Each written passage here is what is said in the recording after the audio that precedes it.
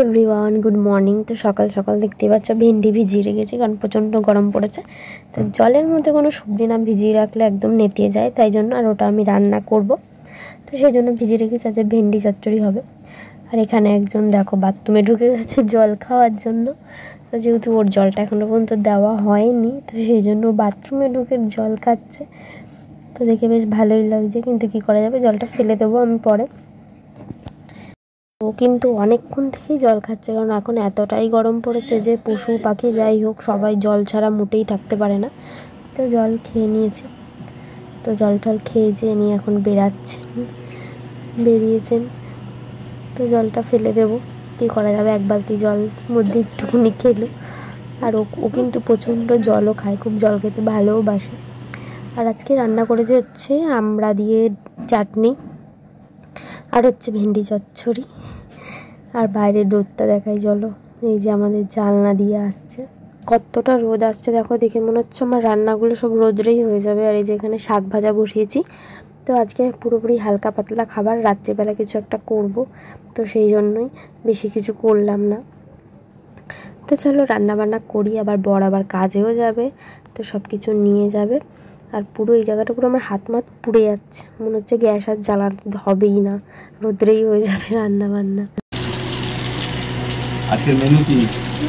Menu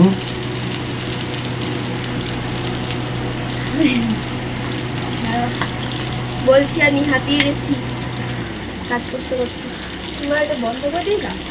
বলো বলো, তাড়াতাড়ি বলো। আজকে মেনু হচ্ছে চাটনি, ভাত আর চাটনি, আর হচ্ছে গিয়ে ভেন্ডি চচ্চড়ি, আর হচ্ছে লাল শাক ভাজা।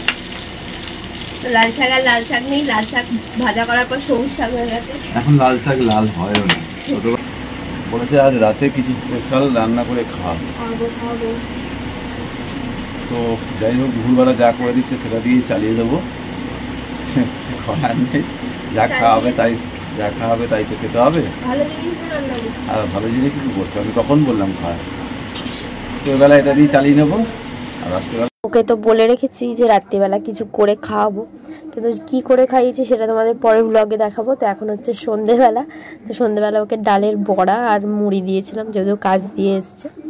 আর চা তো বসাবই, তো চলো দেখি ও কি বলে।